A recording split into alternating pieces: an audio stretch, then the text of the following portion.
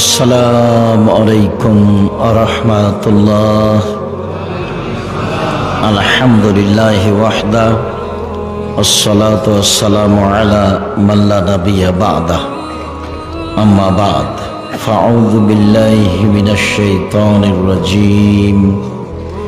ওয়া হাল্লাল্লাহুল বাই'a ওয়া হাররামার রিবা।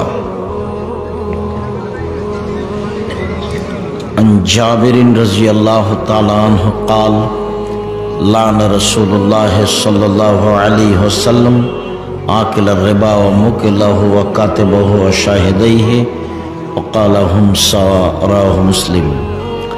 সম্মানিত আটমুল সালাফিয়া মাদ্রাসার বাৎসরিক সম্মেলনের উপস্থিত দিনী মুসলিম ভাই ও বোন, প্রশংসা আল্লাহর জন্য, শান্তি অবতীর্ণ হোক আল্লাহর রাসূলের উপর সাল্লাল্লাহু আলাইহি ওয়াসাল্লাম। এবছরের সম্মেলন আটমুল সালাফিয়া মাদ্রাসার 28তম সম্মেলন। এই কয়েকদিন আগে আমি জান্নাতপুর থেকে এসে কোথায় যেন ভায়ারপুকুর বা কোনো এক জায়গায় ভ্যান থেকে নেমে পায়ে হেঁটে যাচ্ছিলাম, নান্দুরা যাব। তো একজন মানুষ, নূর মোহাম্মদ মাস্টার, ওনাকে আমি জিজ্ঞাসা করছি যে এ রাস্তা কি নান্দুরা যাবে? তো উনি তাড়াহুড়া করে উঠে এসে আমাকে সালাম দিয়ে কথা বলতে লাগলেন। তো সেই দিন উনি আটমূলে একটা মাদ্রাসা গড়বেন, সেই কথাটা উনি বললেন। কদিন পরে এদিকে একটা প্রোগ্রামে এসেছিলাম, দেখলাম আব্দুর রাজ্জাক, ওই যে ঔরঙ্গাবাদ আব্দুর রাজ্জাক আর নূর মোহাম্মদ মাস্টার দুইজন গেছেন এই প্রতিষ্ঠানের জন্য। যেদিন বৈঠকে বসলাম সেদিন তোয়াব ভাই সহ এনারা সবাই 4-5 জন বসলেন। সেই দিন মনে হচ্ছে যে 2 দিন আগের কথা। তাই সেখানে প্রতিষ্ঠান গড়ল। সেই প্রতিষ্ঠানের 28তম সম্মেলন আজ। দূর দূরান্ত থেকে উপস্থিত হয়েছেন, মন ভরে ভালোবাসা দিয়ে জামিয়া সালাফিয়ার সহযোগিতা করছেন। আপনাদের ছেলে মেয়ে ভালো পড়াশোনা করছে, আপনাদের মনে রাখা ভালো হবে যে কওমি বেসরকারি মাদ্রাসায় পড়ে যারা, তাদের এমন কোনো বড় উদ্দেশ্য থাকে না যে ছেলেকে বড় ইঞ্জিনিয়ার হতে হবে, বহু টাকা ইনকাম করতে হবে। তাদের এমন উদ্দেশ্য থাকে না যে ছেলেকে বড় ডাক্তার হতে হবে, বহু পয়সা ইনকাম করতে হবে। তাদের মাত্র একমাত্র উদ্দেশ্য থাকে কোরআন হাদিস জানতে হবে, মানুষকে জানাতে হবে, মানুষকে পরকালমুখী করতে হবে। এই লক্ষ্যেই তারা পড়ে এবং পড়ায়। সেই প্রতিষ্ঠানই হচ্ছে আপনাদের এই পল্লী অঞ্চলের আটমুল সালাফিয়া মাদ্রাসা। আপনারা মাদ্রাসায় খুব ভালোবাসার পরিচয় দিয়ে আসছেন, তা আমি দীর্ঘ লম্বা সময় ধরে দেখে আসছি। সময়ের গতিতে আমি সহ আরও অনেকেই থাকবো না, এ কথাই ঠিক। আমরা আল্লাহর কাছে দাবি করছি এই প্রতিষ্ঠান যেন আল্লাহ কিয়ামত পর্যন্ত কবুল করেন। মর্মে এলাকাবাসীকে আমি একটু বলতে চাই যে আসলে আপনাকে আমি কি বলি, ইবাদতের জগতে ব্যতিক্রম ইবাদত হলো দান। হয়তোবা আমাদের বুঝাতে না পারাই আমরা সেটা ভালোভাবে বুঝতে পারিনি। মানুষ হজ করে তার পিতার উপকার করতে পারবে না, মানুষ উমরা করে তার মায়ের উপকার করতে পারবে না। হজ উমরা করে বাপ মায়ের উপকার করা যায় না। এখানে আমাদের পিছনে কোনো লোকজন আপসে কোনো কাজ না করে এবং কোনো কথা না বলে। কোনো প্রকার উপকারের মাধ্যম যদি কেউ মনে করে তাহলে এটাই মাধ্যম। শতবার উমরা করে আপনি আপনার মায়ের কিছু করতে পারবেন না, শতবার হজ করে আপনি আপনার মায়ের কিছু করতে পারবেন না। একজন লোক এসে বলছেন, আল্লাহর নবী, আমার মা মারা গেছেন, আমার মা কথা বলতে পারলে কিছু দান করতেন, আমি দান করলে আমার মায়ের নেকি হবে কি? আল্লাহ রাসূল বললেন, হ্যাঁ হবে, বুখারী মুসলিম। একজন লোক এসে বলছে, আল্লাহর নবী, আমার আব্বা মারা গেছেন, অর্থ সম্পদ রেখে গেছেন, আমাকে কিছু বলে যাননি, আমি আমার আব্বার নামে দান করলে আমার আব্বার পাপ মিটে যাবে কি? তখন আল্লাহ রাসূল বললেন, হ্যাঁ। তখন বললেন না যে ছোট পাপ মিটে যাবে, বড় পাপ থেকে যাবে, এই কথা বললেন না। বললেন, হ্যাঁ, তোমার আব্বার পাপ মিটে যাবে। এমন কোনো ইবাদত নেই যেটা আপনি করবেন আর আপনার বাপের পাপ মিটে যাবে, এরকম কোনো ইবাদত দুনিয়াতে নেই। হজ তো আপনার জন্য, উমরা তো আপনার জন্য, রমজান মাসের সিয়াম রোজা তো আপনার জন্য, নামাজ তো আপনার জন্য, তাসবিহ তাহলিল জিকির আজকার তো আপনার জন্য। তো সব ইবাদতই তো নিজের জন্য, তো আর একজনের জন্য কোনটা? সেটাই আল্লাহ রেখে দিয়েছেন আর একজনের জন্য, হলো দান। আর আরো অবাক কথা যে আপনি হজ করে জান্নাত পেতে পারেন, জান্নাত কিনতে পারবেন না। আপনি উমরা করে জান্নাত পেতে পারেন, আপনি জান্নাত কিনতে পারবেন না।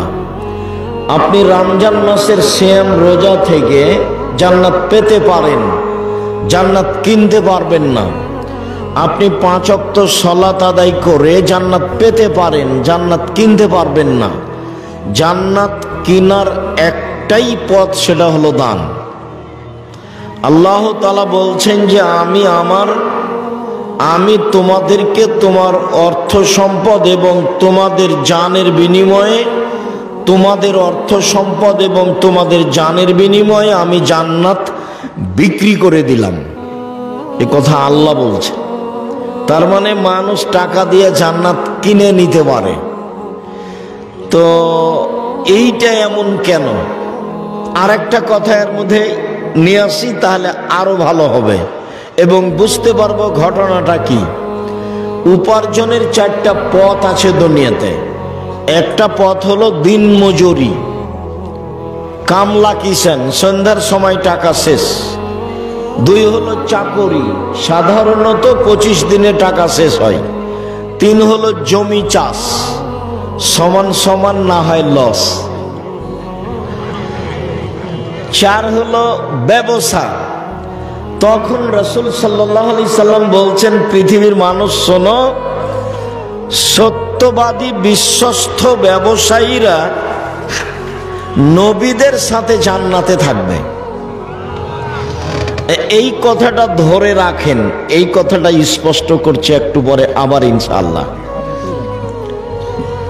নবীর সাথে থাকা কাজটা খুব কঠিন।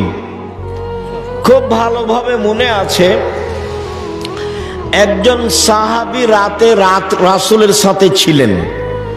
তো সন্ধ্যা রাতের দিকেই অজুর পানি আর মেশক নিয়ে এসে রাসূলের কাছে উপস্থিত।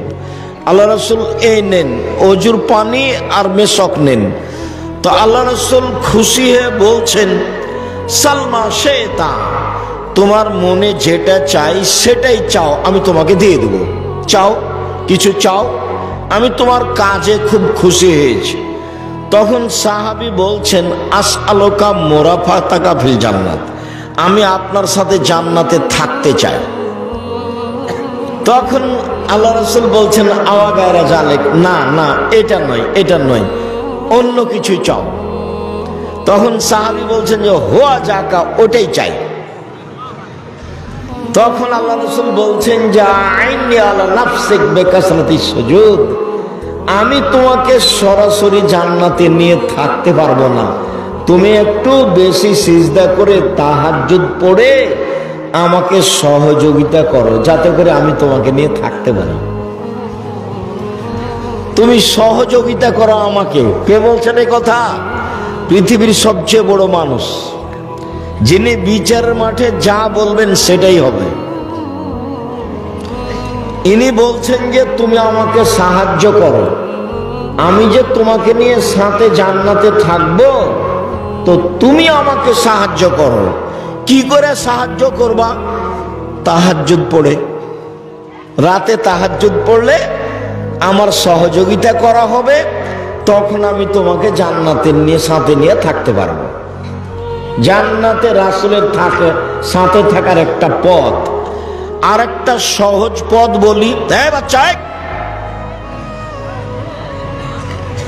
আপনারা যারা এদিক সেদিক আছেন দয়া করে এখন কাজ বন্ধ করে কিছুক্ষণ আসেন।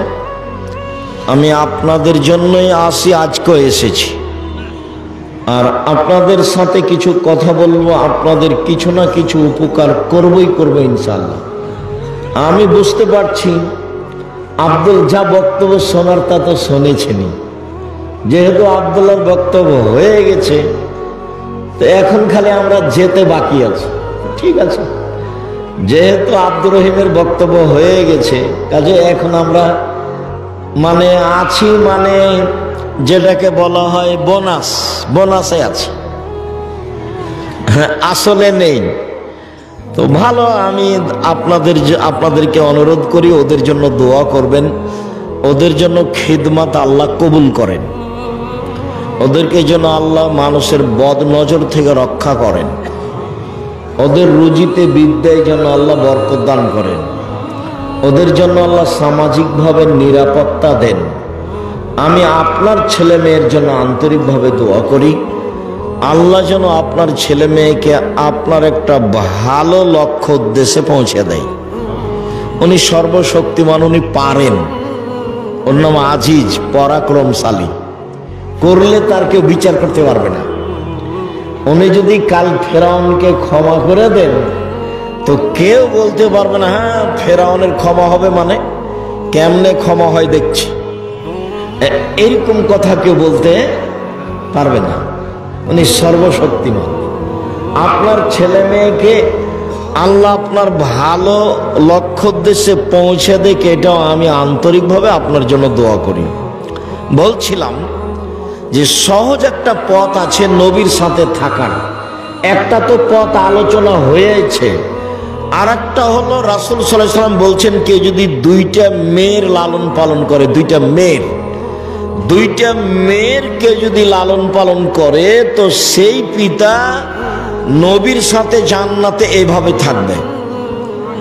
আঙ্গুল দুটি দেখেন জমা হয়ে আছে, একসাথে থাকবেন। কেউ যদি দুইটা মেয়ের লালন পালন করে।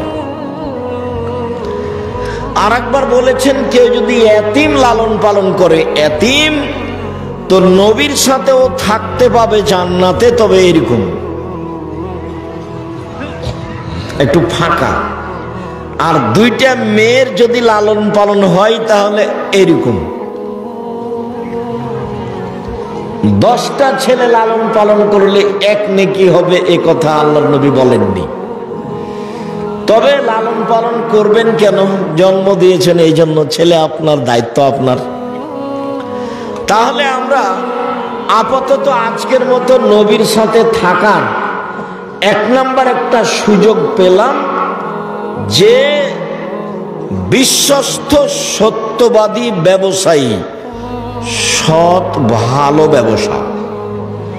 কেন ব্যবসায়ী জান্নাতে যাবে, নবীর সাথে থাকবে, এইটা আমাদের মূল কথা। ইনশাআল্লাহ 2-1 মিনিট পরে আবার ফিরে আসছে। 2, তাহাজ্জুদ পড়লে নবীর সাথে থাকা যাবে, সুযোগ হবে। 3, নবীর সাথে একসাথে, ছেলে তোমাদের কাজে বন্ধ, তোমরা দাঁড়িয়ে আছো কেন? বসো, যাও, তোমাদের কাজ শেষ হয়ে গেলে ওইদিকে গিয়ে বসো। যাও, তোমরা বসে আছো উপরে বসে আছো কেন? যাও নিচে বসো, যাও ওখানে গিয়ে বসো।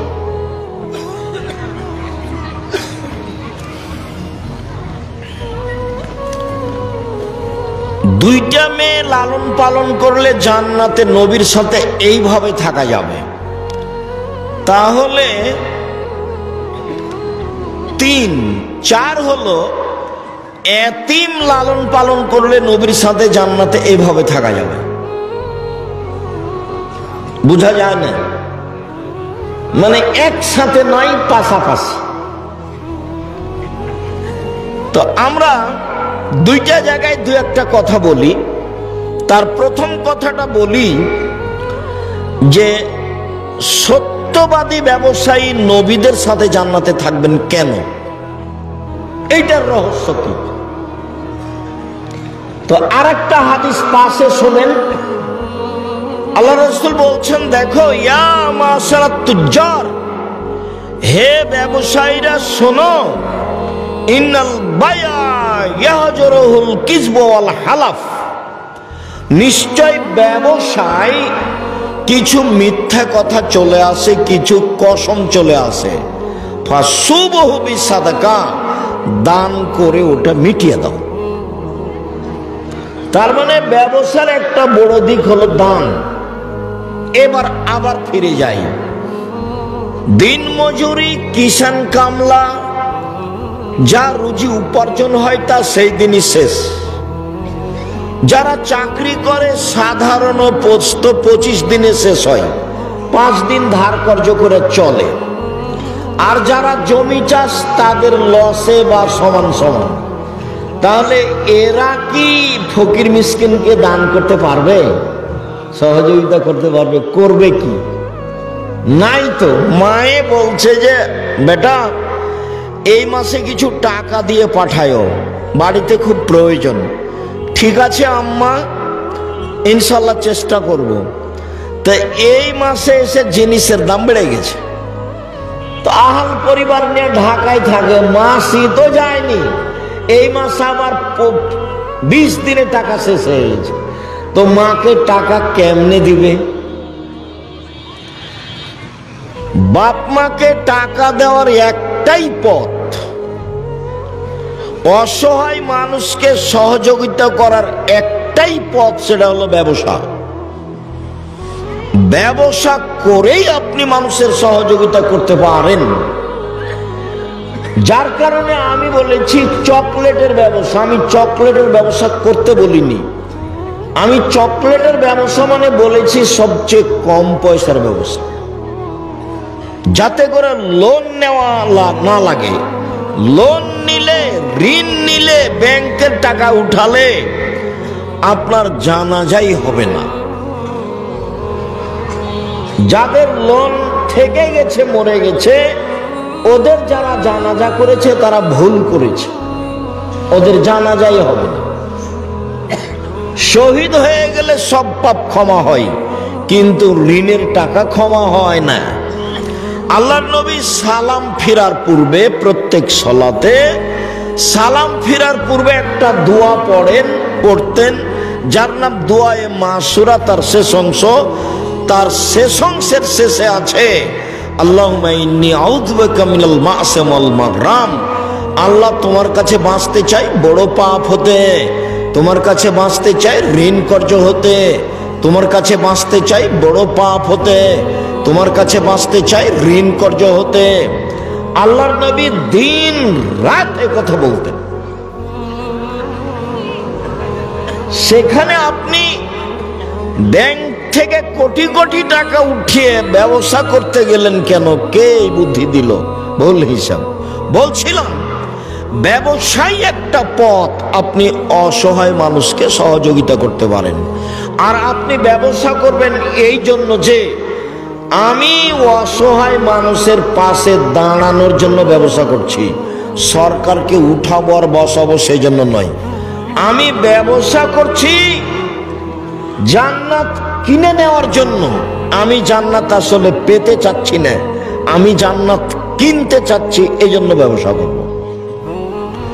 ব্যবসা করলে আমার জান্নাত কেনার পথ সহজ, বাকি উপার্জনের পথ দিয়ে জান্নাত কিনা সহজ নয়। এই জন্য আল্লাহ রাসূল বললেন যে সত্যবাদী ব্যবসায়ীরা কার সাথে থাকবে? নবীদের সাথে থাকবে, তখন আবার বহু বচন, নবীগণের সাথে থাকবেন, শহীদদের সাথে থাকবেন, সিদ্দিক সত্যবাদীদের সাথে থাকবেন। তিনটা শব্দ একসাথে বলেছেন। এক, সত্যবাদী ব্যবসায়ীরা নবীগণের সাথে থাকবেন। দুই, শহীদদের সাথে থাকবেন। তিন, সত্যবাদীদের সাথে থাকবেন, যারা সিদ্দিক তাদের সাথে থাকবেন। ব্যবসা করলেই আপনি অসহায় মানুষের সহযোগিতা করতে পারবেন। ভারত, বাংলাদেশ, পাকিস্তানে ইসলামকে টিকিয়ে রাখার একটাই মাধ্যম হচ্ছে এই কওমি বেসরকারি মাদ্রাসা, যেখানে ছাত্র শিক্ষকের দুনিয়াবি কোনো লক্ষ্য নেই। আমি নিজে বলছি, আমি আব্দুর রাজ্জাক বিন ইউসুফ, আমি 1976 সালে মাদ্রাসায় পড়তে গেছি। এ আমার পড়ার সূচনা। 88 আগস্টের 20 তারিখ রোজ বুধবার বিকাল 3টে থেকে আমি শিক্ষক। 88 আগস্টের 20 তারিখ রোজ বুধবার বিকাল 3টে থেকে আমি শিক্ষক। ওই থেকে ওই পর্যন্ত কওমি মাদ্রাসায় পড়েছি। তখন আমারও লক্ষ্য ছিল না, আমার বাপ মায়েরও লক্ষ্য ছিল না যে বেশি পয়সা ইনকাম করতে হবে, বড় একটা ডাক্তার বা বড় একটা ইঞ্জিনিয়ার হতে হবে। আর সেই দিন থেকে না আজ অবধি আমার মাথায় কোনোদিন জাগেনি যে এরকম কিছু হয়ে পয়সা ইনকাম করতে হবে। বুঝাতে চাচ্ছি যে বেসরকারি কওমি মাদ্রাসার ছাত্র শিক্ষকেরা একমাত্র আল্লাহকে সন্তুষ্ট করার জন্য, পরকালের আশায় মানুষকে পরকালমুখী করার জন্য শিক্ষা অর্জন করে ও করায়। অতএব এইসব প্রতিষ্ঠানের দান আপনার ওইরূপ কাজ দিবে। পতিতালয়ের মহিলা যদি কুকুরকে পানি পান করিয়ে জান্নাতে যেতে পারে, পতিতালয়ের মহিলা যদি কুকুরকে পানি পান করিয়ে জান্নাতে যেতে পারে, তো আপনি আটমল সালাফিয়া মাদ্রাসায়, যেটা শিরক মুক্ত প্রতিষ্ঠান, যেটা বিদাত মুক্ত প্রতিষ্ঠান, যেটা দল মুক্ত প্রতিষ্ঠান, যেটা সংগঠন মুক্ত প্রতিষ্ঠান, যেটা হিংসা মুক্ত প্রতিষ্ঠান, ভিতরে কেউ একটু কিছু করলে আমার জানা নাই। তো যেহেতু এখন জামিয়া সালাফিয়ার সাথে সম্পৃক্ত, জামিয়া সালাফিয়া বাংলাদেশের সর্ববৃহৎ প্রতিষ্ঠান, সবচেয়ে বড় প্রতিষ্ঠান, আয়তনে, শিক্ষক সংখ্যায়, ছাত্র সংখ্যায়, শিক্ষক গুণে, ছাত্র গুণে, যেই প্রতিষ্ঠানে শিরক নেই, বিদাত নেই, দল নেই, সংগঠন নেই, আপনার হিংসা নেই, হিংসা মুক্ত প্রতিষ্ঠান জামিয়া সালাফিয়া, দল মুক্ত প্রতিষ্ঠান জামিয়া সালাফিয়া, সংগঠন মুক্ত প্রতিষ্ঠান জামিয়া সালাফিয়া, শিরক মুক্ত প্রতিষ্ঠান জামিয়া সালাফিয়া, বিদাত মুক্ত প্রতিষ্ঠান জামিয়া সালাফিয়া, তার অন্তর্গত তার অধীনস্থ প্রতিষ্ঠান আটমল সালাফিয়া মাদ্রাসা। যদিও আমি তার সূচনা থেকেই আজও আছি, যেটুকু ত্রুটি দেখেছেন সেটা মানুষের বুঝে ভুল, সেটা ভিন্ন কথা। অতএব আমি মনে করি একমাত্র আল্লাহকে সন্তুষ্ট করার আশায়, জান্নাত পাওয়ার আশায়, জান্নাত কিনার আশায় নির্দ্বিধায় আপনি আটমল সালাফিয়া মাদ্রাসায় দান করবেন, এটা আমার ঐকান্তিক কামনা। আমি শুনলাম সভাপতির মুখে যে এখন প্রায় 20 লক্ষ ঋণ হয়েছে কাজবাজগুলি করতে। ঋণ তো আর কেউ একজন পরিশোধ করতে পারবে না, আপনাদেরকে সবাইকে মিলেই এটার ব্যবস্থা করতে হবে। করতে পারবেন, অবশ্যই পারবেন, সবাই মিলে চাইলে এটা সহজ। যদিও আব্দুল্লাহ কথা বলাকালীন কিছু আপনারা সহযোগিতা করেছেন, আমি আবারও ছেলেদেরকে বলছি তোমরা যাও, আমিও আপনাদের সাথে অংশগ্রহণ করছি। যারা মহিলারা আছো তোমরা একটু দেখো, আমার দিনী বোনেরা যারা আছেন আপনারা সবাই দানে অংশগ্রহণ করবেন। বৈঠকি দানে কেউ বিরত থাকবেন না। আমি সবকেই বৈঠকি দানে অংশগ্রহণ করার জন্য অনুরোধ জানাচ্ছি। আর আমি এখানে যারা আছো আমি তাদেরকে বৈঠকি দানে আমিও নিজে অংশগ্রহণ করছি। যারা বৈঠকে আছেন উপরে সবাই অংশগ্রহণ করবেন। নিজের কাছে যদি না থাকে তা আপনি কারো কাছে 50 টাকা, 20 টাকা, 10 টাকা নিয়ে অংশগ্রহণ করবেন। আমি আপনার সাথে গুরুত্বপূর্ণ কথা বলতে যাচ্ছি। গুরুত্বপূর্ণ কথার একটা অংশ রেখেছি যে দুইজন মেয়ে লালন পালন করলে পিতা জান্নাতে এইভাবে থাকবে। এইটার রহস্য কি, এইটুকু বলার পরে আমরা একটা গুরুত্বপূর্ণ অংশ আংশিকভাবে বলবো ইনশাআল্লাহ। আমি আমাদের ছেলেদেরকে বলছি, তোমরা মাঠে যাও, কেউ বিরত থাকবেন না, না থাকলে অল্প 20 টাকা, 10 টাকা, এছাড়া 200 টাকা, 500 টাকা, 50 টাকা, 1000 টাকা অবশ্যই অংশগ্রহণ করবেন। আমাদের মেয়েরা যারা আছো তোমরাও যাও, আমার দিনী বোনেরা যারা আছেন। জাহান্নাম থেকে বাঁচার পথ হচ্ছে দান। তখন আল্লাহ রাসূল বললেন, একটা খেজুরের ওই মূল অংশের নিচে যে আটি বীজটার উপরে সাদা অংশটা থাকে, যেটা একেবারেই সামান্য, এই পরিমাণ হলেও দান করে তোমরা জাযাকুমুল্লাহ খায়র। যে এই বৈঠকে সবাই অংশগ্রহণ করবেন, মানে জি, যদি ভুলে কারোর কাছে পকেটে না থাকে এরকম হয়, তা আশেপাশে কারোর কাছে নিয়ে অংশগ্রহণ করবেন। আর যেটুকু দান করব সেটুকু পূর্ণ হবে, যেটুকু দান করব না সেটুকু ক্ষতি হয়ে যাবে। ও হবেই, আমি বুঝতে পারি আর না পারি, ক্ষতি হবেই। রাসূল সাল্লাল্লাহু আলাইহি সাল্লাম বলেছেন ক্ষতি হবে, অতএব ক্ষতি হবে। এই ছেলে, তোমরা বসো। যারা শুধু আদায়ে যাচ্ছে তারা মাঠে থাকবে, চলাচলে আপনারা একটু বসেন, কেউ কাজ দেখাবেন না। সম্মানিত দিনী ভাই বোন, একটু আমার দিকে লক্ষ্য করেন তো। আল্লাহর নবী বললেন যে দুইটা মেয়েকে লালন পালন করলে পিতা জান্নাতে এভাবে থাকবেন। তো কথা তো অনেক বড়, মানে নবীর সাথে থাকার ব্যাপারে দুইটা মেয়ের লালন পালনের যত সুবিধা, এত সুবিধা ব্যবসাতেও নয়, এত সুবিধা এতিম পালনেও নয়, এত সুবিধা তাহাজ্জুদ পড়লেও নয়। কেন? তাহাজ্জুদ পড়লে একসাথে থাকা যাবে, ব্যবসা করলে একসাথে থাকা যাবে, সত্যবাদী ব্যবসায়ী। আবার এতিম লালন পালন করলে একসাথে থাকা যাবে। তো পাশাপাশি একেবারে জমা লেগে পাশাপাশি এইভাবে থাকার সুযোগ হবে কি? এইভাবে নয়, এইভাবে শুধু মেয়ে লালন পালন করলে। তো কিভাবে মেয়ে লালন পালন করলে এটা হবে, এইটা আমরা 1 মিনিট বলি এখানে, যাতে করে আমাদের কাছে স্পষ্ট হয়ে যায়। 1, আল্লাহ মাহা মেয়েকে বিদ্যা শিখিয়ে দিল। 2, আদ্দাবাহা মেয়েকে শিষ্টাচার শিখিয়ে দিল। 3, আহসানা ইলাইহিন্না মেয়ের সাথে ভালো আচরণ করলো। 4, ওয়াজাওয়াজাহুন্না তার বিবাহের ব্যবস্থা করে দিল। 4টা গুণ। 1, বিদ্যা শিখিয়ে দিল। 2, শিষ্টাচার শিখিয়ে দিল। 3, ভালো আচরণ করলো। 4, বিবাহ শাদীর ব্যবস্থা করে দিল। এই ছেলে, কে মোটরসাইকেল স্টার্ট দিল তোমরা দেখলে না? এখান থেকে মোটরসাইকেলটা স্টার্ট দিয়ে চলে যায় কিভাবে? তোমরা কি করো এখানে? বাহিরে নিয়ে যে মোটর যে স্টার্ট দিতে হবে, একটা অনুভূতি থাকতে হবে। সম্মানিত দিনী ভাই বোন, আমি আর আপনি ক্ষতিগ্রস্ত হয়েছি এখানে।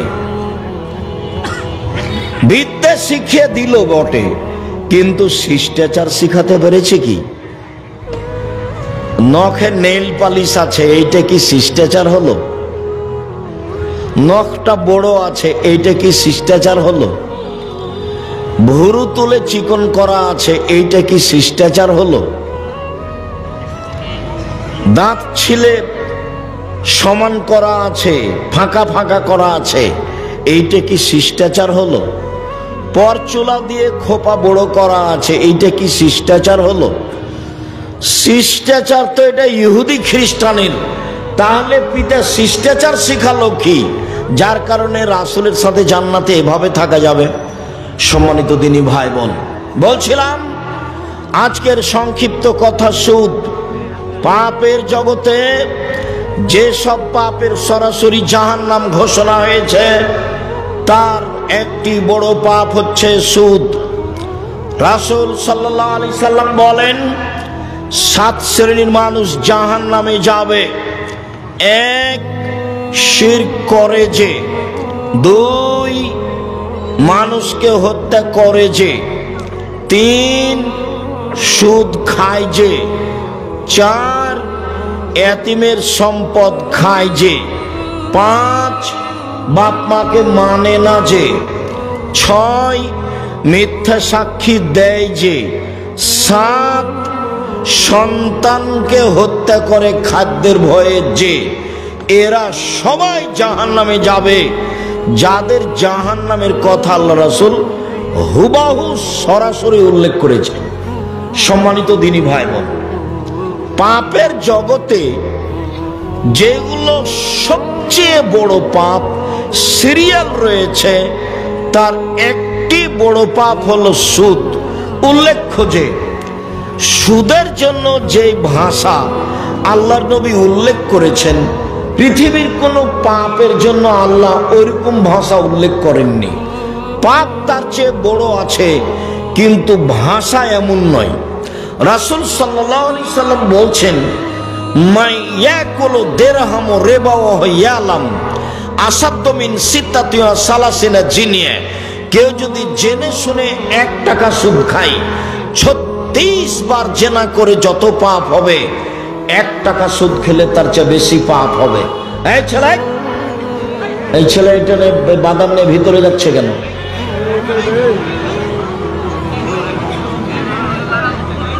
এই অভ্যাস তো খারাপ। কিছুক্ষণ অপেক্ষা করেন। আমি তো গত রাত্রেও প্রোগ্রামে ছিলাম, আজকেও এসেছি, বাসায় যাব। সকালে তো ক্লাস আছে, আবার পরের রাত্রে প্রোগ্রাম আছে। আমি তো এখনো ক্লান্ত হইনি, আমি তো আছি। আপনি প্রয়োজন দেখাচ্ছেন কেন? অল্প কিছুক্ষণ থামেন, আমি আপনার কিছু না কিছু উপকার করব ইনশাআল্লাহ। এই ছেলেরা, তোমরা একটু চতুর্দিকে থাকো। যারা দাঁড়িয়ে আছে তাদেরকে বসার জন্য অনুরোধ করো। যারা দোকানপাটে আছেন তাদের ভুল হয়েছে, আপনারা চলে আসেন, কিছুক্ষণ সামনে অপেক্ষা করুন। সম্মানিত দিনী ভাই বোন, কেউ যদি জেনে শুনে 1 টাকা সুদ খায়, তাহলে 36 বার জেনা করে যত পাপ হবে, 1 টাকা সুদ খেলে তার চেয়ে বেশি পাপ হবে। মনে রাখবেন, জেনা এমন একটা পাপ, রাসূল সাল্লাল্লাহু আলাইহি সাল্লাম বলেন, অবিবাহিত ছেলে মেয়ে যদি জেনা করে, তাহলে তাকে 100 লাঠি পিটিয়ে এলাকা থেকে 1 বছরের জন্য তাড়িয়ে দিতে হবে। তিনি বলেন, বিবাহিত পুরুষ নারী যদি জেনা করে, তাহলে তাকে ইট ঢেল পাথর দিয়ে মেরে ফেলতে হবে। জেনা এমন একটা পাপ, বিবাহের পরে যদি এটা ঘটে, তাহলে তার বেঁচে থাকার পথ দুনিয়াতে নেই। 3 শ্রেণীর মানুষকে হত্যা করতে হয়, 2 শ্রেণীর মানুষের বাঁচার পথ আছে। 3 শ্রেণীর মানুষকে হত্যা করতে হয়, 2 শ্রেণীর মানুষের বাঁচার পথ আছে। 1 শ্রেণীর মানুষের বাঁচার পথ নেই। 1, কেউ যদি বলে আমি কোরআন মানি না, তাহলে তাকে সরকারিভাবে হত্যা করতে হবে। তাকে ফাঁসির মঞ্চে নিয়ে যাওয়া হয়েছে, গলায় ফাঁস দেওয়া হয়েছে, তখনও বলছে আমার ভুল হয়েছে, কোরআন মাজিদ আল্লাহর বিধান, আমি আমার কথা ফিরিয়ে নিলাম, তাহলে তার ফাঁসি হবে না। 2, আপনি আমাকে হত্যা করেছেন, আমার বাপ মা আপনাকে হত্যা করে নিবে, তার নাম কেসাস, আপনাকে হত্যা করবেই। তবে আপনার বাঁচার পথ আছে। আপনাকে ফাঁসির মঞ্চে নিয়ে যাওয়া হয়েছে, ফাঁস গলায় দেওয়াও হয়েছে। এই সময়তে আমার বাপ মা চিৎকার করে জানাচ্ছে দায়িত্বশীলদের যে আমরা কেসাস নিব না, মাফ করে দিলাম। আমরা কেসাস নিব না, মাফ করে দিলাম, তাহলে আপনাকে ফাঁসির মঞ্চ থেকে নামিয়ে নেওয়া হবে, আপনার ফাঁসি হবে না। তৃতীয় হলো, কেউ যদি বিবাহ করার পরে জেনা করে তাহলে পৃথিবীতে তার বেঁচে থাকার কোনো পথ নেই, কোনো পথই নেই। খুব ভালোভাবে জানা আছে, কোন একদিন এই মঞ্চে আমরা বলছিলাম, জনক একজন মহিলা রাসূলের দরবারে এসে বলল, আল্লাহর নবী আপনি আমাকে পবিত্র করুন। আল্লাহর নবী বললেন, তুমি বাড়ি ফিরে যাও, তওবা করো, তোমার পাপ ক্ষমা হয়ে যাবে। মহিলাটি বলল, আতুরাদ্দাতুনি কামা রাদাত্তা মাইজ ইবনে মালিক, আপনি যেভাবে মাইজ ইবনে মালিকের বিচার না করে ফিরিয়ে দিয়েছিলেন সেইভাবে কি আমাকে ফিরিয়ে দিতে চাচ্ছেন? অন্না হবলা মিনা জেনা, আমার পেটে অবৈধ সন্তান রয়েছে, দয়া করে বিচার করে দেন। আল্লাহর নবী বলেন, আচ্ছা ঠিক আছে, ইরজাই হাত্তা তালে দি, বাড়ি চলে যাও, যেদিন সন্তান প্রসব হবে সেদিন এসে বিচার করে দিব। মহিলা চলে গেল, সন্তান প্রসব হয়েছে, মুসলিম গ্রন্থে এসেছে, সেই সবেমাত্র জন্ম সন্তানকে নেকড়ায় জড়িয়ে নিয়ে রাসূলের দরবারে এসে বলছে, আল্লাহর নবী এই যে সন্তান প্রসব হয়েছে, বিচার করে দেন। আল্লাহর নবী দৃশ্য দেখে অবাক হয়ে বললেন, ইরজাই, বাড়ি ফিরে যাও, ফারদেই হে, বাচ্চাকে দুধ খাওয়াও, হাত্তা তাফতে মিহে, যেদিন বাচ্চা দুধ ছেড়ে দিবে সেদিন আসছে বিচার করে দিব। মহিলা বাচ্চা নিয়ে বাড়ি চলে গেল, বাচ্চাকে দুধ খাওয়ালো।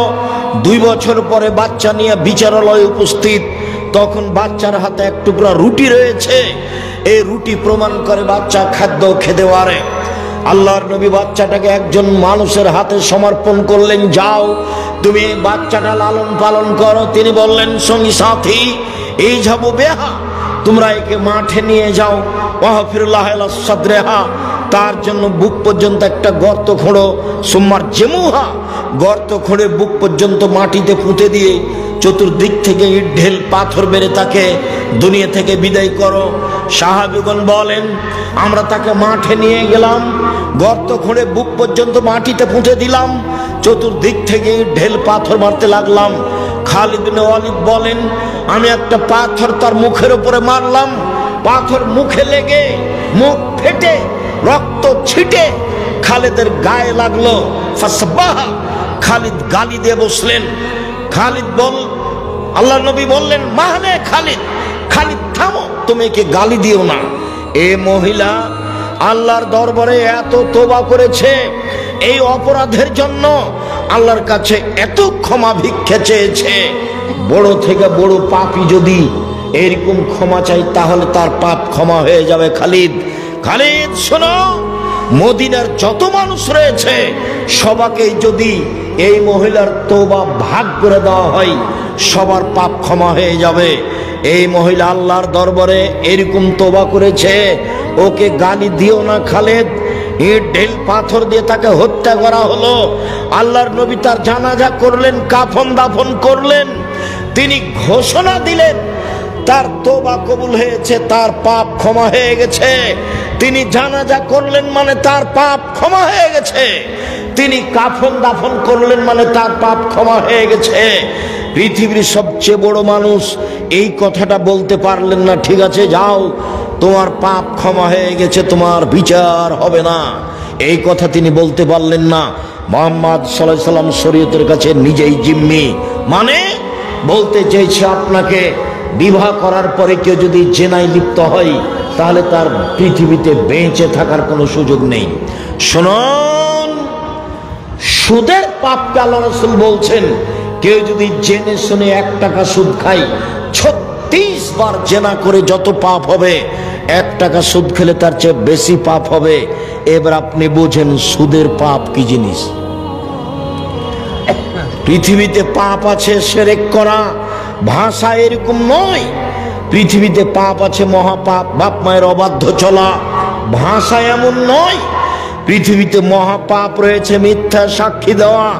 বগুড়া জেলে বহু মানুষ আছে 20 বছর থেকে 30 বছর থেকে ও নিজেই জানে না আমি কেন জেলে, জজ জানে না ঘটনা কি, উকিল জানে না ঘটনা কি, সাক্ষী জানে না ঘটনা কি। যে টাকা দিয়ে সাক্ষী তৈরি করেছে শুধুমাত্র সেই জানে। সাক্ষী জজের সামনে বলছে আমি তাকে 2 চোখে মারতে দেখেছি, যার কথা বলছে সে সেদিন বগুড়াতেই ছিল না। 20-30 বছর থেকে জেলে আছো, নিজেই জানে না কেন জেলে। শুনুন, মিথ্যা সাক্ষী মহাপাপ।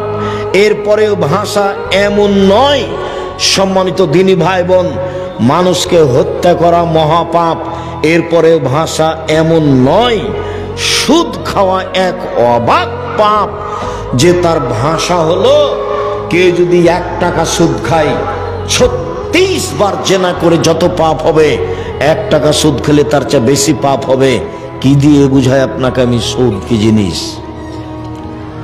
আবু হুরায়রা রাদিয়াল্লাহু তাআলা আনহু বলেন, রাসূল সাল্লাল্লাহু আলাইহি ওয়াসাল্লাম বলেছেন, আল্লাহর নবী বলেন, আর রিবা সাবুনা জুজান, সুদের পাপের 70টি ভাগ রয়েছে, ছোট থেকে বড়, বড় থেকে ছোট। সুদের পাপের 70টি ভাগ রয়েছে, ছোট থেকে বড়, বড় থেকে ছোট। এর সবচেয়ে ছোট ভাগ হলো মার সাথে জেনা করলে যেমন পাপ হয়। নেন এবার, আপনার স্ত্রী তো কিস্তিতে টাকা তুলেছে, ভিক্ষা করে খাবেন। এখানে এসেছেন কেন? আমি ভিক্ষা করে খেতে বলিনি, এটা হলো নিন্দে। যাদের বাড়ি বগুড়া, রংপুর, লালমিনহাট, টেন্টমারি, কুড়িগ্রাম, পঞ্চগড়, ঠাকুরগাঁ, গাইবান্ধা, জয়পুরহাট, এসব লোককে আমি মাঝে মধ্যে এই জন্য, যারা বোনকে জমি দেয় না, যারা যৌতুক নেয়, যারা জুলুমবাজ, যারা দলীয় দাপটে মানুষকে মারে, যারা মানুষকে জেল হাজতে দেয়, যারা মানুষকে অপমান করে, যারা ক্ষমতা দেখায়, সমাজে যারা দাপট দেখায়, এরা হচ্ছে এই কুকুর শ্রীরের চেয়ে খারাপ, এই পশু প্রাণীর চেয়ে খারাপ। আমি এই ভাষা বলিনি, আমি বলেছি ইতর শ্রেণীর মানুষ। সমাজের দায়িত্ব পালন করবে ইতর শ্রেণীর মানুষ, আমি এই ভাষা বলেছি। আর হাদিসের ভাষা হলো লোকা ইবনে লোকা, অধমের সন্তান অধম। আর বগুড়া, জয়পুরহাটে ভাষা হলো যেদিন সমাজের দায়িত্ব পালন করবে বেন্যার বাচ্চা বেন্যা। আর চাঁপাইনবাবগঞ্জ, রাজশাহীতে এই ভাষা হলো যেদিন সমাজের দায়িত্ব পালন করবে ছোট লোকের বাচ্চা ছোট লোক। আর যদি ঢাকায় যান তাহলে সে ভাষা আমি নকল করতে পারি না। সারা দেশের যে পল্লী অঞ্চলে গিয়ে সবচেয়ে নিম্ন ভাষা যেটা ব্যবহার করে, সেই ভাষা আল্লাহ রাসূল ব্যবহার করেছেন, সেটা হলো লোকা ইবনে লোকা, যার বাংলা হচ্ছে অধমের সন্তান অধম, ইতর শ্রেণীর মানুষ, ইতরের সন্তান ইতর। যেদিন সমাজের দায়িত্ব পালন করবে সেদিন কিয়ামত হবে। সেদিন মানুষ মানুষের প্রতি জুলুম করবে, অত্যাচার করবে, রাহাজানি করবে, অন্যায় করবে, অবিচার করবে, সমাজকে কলুষিত করবে। সম্মানিত দিনী ভাই বোন, বলছিলাম চলেন এবার মূল কথাই ফিরে যায়। মহান আল্লাহ বলেন, পৃথিবীর মানুষ শুনে রেখো, ইয়ামহাকাল্লাহু রিবা ইউরবিস সাদাকাত, সুদ মানুষের টাকাকে কমিয়ে দেয়, দান মানুষের টাকাকে বেশি করে দেয়। সুদ মানুষের টাকাকে কমিয়ে দেয়, এভাবে আল্লাহ বলেন। আর আল্লাহ নবী বলেন, ইন্নার রিবা ওয়াইন কাসরা ফাইন্না আকিবাতুহু তাসিরু ইলা কাল্লিন, যদিও সুদ বাহ্যিকভাবে টাকা বেশি মনে হচ্ছে, এর পরিণতি হলো নিঃস্ব। শুনুন, আল্লাহ বলছেন সুদ খেলে টাকা কমে যাবে, নবী বলছেন সুদ খেলেও নিঃস্ব হবে। আমি বলছি দুইটার সমন্বয়ে, সুদ খেলে তাকে ভিক্ষা করে খেতে হবে। বাড়ি গাড়িও থাকবে না। দেখবেন আপনাদের গ্রাম থেকে কত যারা কিস্তিতে টাকা উঠাতো, তাদের বাড়িও নেই। সুদ খেলে টাকা কমবে কিভাবে? সুদ খেলে কিছু লোকের কাছে টাকা চলে যাবে, বাকি লোক নিঃস্ব হয়ে যাবে। পৃথিবীতে যখন সুদ চালু হবে, পৃথিবীর কয়েকটা বড় দেশে টাকা চলে যাবে, বাকি দেশগুলি দেউলিয়া হয়ে যাবে। কেন হবে? যেই ভাষাটা আমি বলছি সেটা আমি শুনেছিলাম আব্দুল্লাহর বক্তব্যে। এর আগে আমি ওইভাবে জিনিসটা স্পষ্ট হতে পারিনি। শুনুন, আপনাকে আমি দেখাচ্ছি কেন মানুষ নিঃস্ব হবে। হওয়ার কারণ কি? কেন মানুষের টাকা কমে যাবে? কেন আল্লাহ এভাবে বললেন? কেন নবী এভাবে বললেন? শুনেন, মুদ্রার জন্ম হয়েছে বিনিময়ে ব্যবহার হওয়ার জন্য। বিনিময়ে, টাকার জন্ম বিনিময়ে ব্যবহারের জন্য। বিনিময় কি? আমি একটা বোতল নিয়েছি পানির, 10 টাকা দিয়েছি বিনিময়ে। এই যে তার জন্ম হয়েছে বিনিময়ে ব্যবহারের জন্য। আমি 10 কেজি চাউল কিনেছি, বিনিময়ে ডলার দিয়েছি। এই যে ডলারের জন্ম হয়েছে বিনিময়ে ব্যবহারের জন্য। আমি 1 কাপ চা নিয়েছি, আমি বিনিময়ে দিয়েছি রিয়াল, টাকা। এই যে মুদ্রা বিনিময়ে ব্যবহারের জন্য জন্ম হয়েছে। যখন বিনিময়ে ব্যবহার না করে টাকা দিয়ে টাকা নিবে, তখন টাকার উপরে জুলুম করা হবে। ডলার দিয়ে ডলার বেশি নিবে, তখন তার উপরে জুলুম করা হবে। যখন তার উপরে জুলুম করা হবে, তখন সে আর মানুষের কাছে থাকতে পারবে না, অপমান হয়ে চলে যাবে।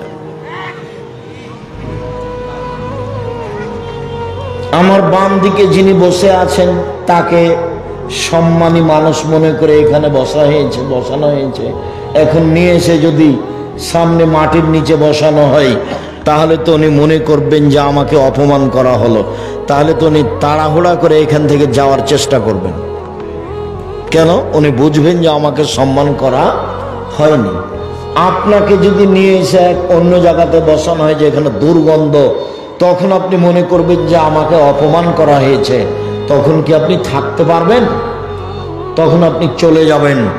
টাকা যখন বুঝতে পারবে যে আমাকে অপমান করা হচ্ছে, তখন টাকা সেখানে থাকবে না।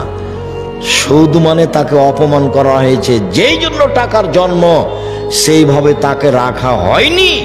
এই জন্য মানুষ নিঃস্ব হবে, এই জন্য মানুষ ভিক্ষুক হবে, এই জন্য মানুষের সুদ খেলে টাকা কমে যাবে। তাকে একদিন না একদিন ভিক্ষুক হতেই হবে, আজ হোক আর কাল হোক। বিনিময় তো জাহান্নাম আছেই। রাসূল সাল্লাল্লাহু আলাইহি ওয়াসাল্লাম বলেন, লানা রাসূলুল্লাহ সাল্লাল্লাহু আলাইহি সাল্লাম আকাল রিবা মুকালাহু। যে সুদ খায় তার উপরে অভিশাপ, যে সুদ দেয় তার উপরে অভিশাপ, যে সুদের সাক্ষী থাকে তার উপরে অভিশাপ, যে সুদের অঙ্ক কষে তার উপরে অভিশাপ। এরপরে বললেন আল্লাহ নবী, যে পরচুলা ব্যবহার করে তার উপরে অভিশাপ, যে গায়ে উল্কি করে তার উপরে অভিশাপ, যে আপনার ভুরু তুলে চিকন করে তার উপরে অভিশাপ, যে আপনার দাঁত ছিলে চিকন করে তার উপরে অভিশাপ, যে জুতা স্যান্ডেল উঁচু পায়ে দিয়ে নিচেকে লম্বা মেয়ে দেখায় তার উপরে অভিশাপ, যে ব্রেসিয়ার ব্যবহার করে নিজেকে কম বয়সের দেখায় তার উপরে অভিশাপ। সিরিয়াল রাসূল সাল্লাল্লাহু আলাইহি সাল্লাম এইভাবে অভিশাপ করতে লাগলেন। তিনি বললেন, লানাল্লাহু আল মুতাশাব্বিহিনা মিনার রিজালি বিন নিসায়ে। ওই সব পুরুষের উপরে অভিশাপ যারা মহিলাদের পোশাক পরে, মহিলাদের বেশ ধারণ করে। ওই সব নারীর উপরে অভিশাপ যারা পুরুষের পোশাক পরে, পুরুষের বেশ ধারণ করে, পুরুষের জুতা স্যান্ডেল পরে, পুরুষের শার্ট প্যান্ট পরে, পুরুষের কাপড় পরে, ওদের উপরে অভিশাপ। সম্মানিত দিনী ভাই বোন, রাসূল সাল্লাল্লাহু আলাইহি ওয়াসাল্লাম বললেন বেলাল রাদিয়াল্লাহু তাআলা আনহুকে, বেলাল তুমি যে খাইবার থেকে এসেছো বার্নি খেজুর নিয়ে, তো এই খাইবারের কি সবই খেজুর এরকম? তখন বেলাল রাদিয়াল্লাহু তাআলা বললেন, জি না, আল্লাহর নবী, খাইবারের সব খেজুর এরূপ নয়। ইন্দানা তামারুন রাদিউন, আমাদের কাছে ছিল কীট খেজুর, সাধারণ দুর্বল কম দামের খেজুর। বেনা সাইন বেসাইন, 2 সা দিয়ে 1 সা কিনেছি। দুর্বল খেজুর 2 সা দিয়েছি, 5 কেজি দিয়েছি, আর 2.5 কেজি নিয়েছি ভালোটা। তখন আল্লাহ রাসূল বলছেন, ও আইনুর রিবা, ও এটাই তো প্রকৃত সুদ, ও আইনুর রেবা এটাই তো প্রকৃত সুদ। যেটাই হুবাহু বেশি আছে সেটাই প্রকৃত সুদ। সম্মানিত দিনী ভাই বোন, সুদ মহাপাপ। রাসূল সাল্লাল্লাহু আলাইহি সাল্লাম বলেন, লা ইয়াদখুলুল জান্নাতা লাহাবুন নাবাতা মিনাস সুহতে, অবৈধভাবে যাদের শরীর বাড়ে তারা জাহান্নামে যাবে। কুল্লু লাহাবিন নাবাতা মিনাস সুহতে কানাতিন নারু আওলা বিহি, যেই ছেলে মেয়ের শরীর, ব্যক্তির শরীর সুদের টাকায় বাড়ে ওর জন্য জাহান্নাম যথেষ্ট। আবু সাঈদ খুদরি রাদিয়াল্লাহু তাআলা আনহু বলেন, রাসূল সাল্লাল্লাহু আলাইহি সাল্লাম বলেছেন, লা ইয়াদখুলুল জান্নাতা জাসাদুন গুযিয়া বিল হারাম, ওই শরীর জান্নাতে যাবে না যেই শরীর হারাম উপায়ে বাড়ে। আর হারামের যত পথ রয়েছে, হারামের যত পথ পন্থা রয়েছে উপার্জনের, সবচেয়ে ন্যাক্কারজনক, নোংরা, ঘৃণিত পথ হচ্ছে সুদ। সুদ দিয়ে টাকার উপরে জুলুম করা হয়। সুদ খেলে মানুষ ভিক্ষুক হয়, সুদ খেলে মানুষ নিঃস্ব হয়, সুদ খেলে সমাজের টাকা দুই একজনের কাছে চলে যায়, সমাজ নিঃস্ব হয়ে যায়। মানুষকে ভিক্ষুক বানানোর সবচেয়ে বড় মাধ্যম হলো সুদ। সম্মানিত দিনী ভাই বোন, যার কারণে রাসূল সাল্লাল্লাহু আলাইহি ওয়াসাল্লাম বলেন, পৃথিবীর মানুষ শুনে রেখো, খাওলা রাদিয়াল্লাহু তাআলা আনহা বলেন, ইন্না হাযাল মাল হুলওয়াতুন খাজিরা, এই সম্পদ হচ্ছে মিঠা বস্তু, যে তাকে বৈধভাবে খায় তার জন্য বরকতের বিষয়, যে তাকে বৈধভাবে উপার্জন করে না তার জন্য জাহান্নাম রয়েছে। সুদের ফলাফল জাহান্নাম। আল্লাহর নবী বললেন, পৃথিবীর মানুষ শোনো, তোমরা নিঃস্ব গরিব হয়ে যাবা এই ভয় আমি করি না, আমি মুহাম্মদ সাল্লাল্লাহু আলাইহি সাল্লাম ভয় করি।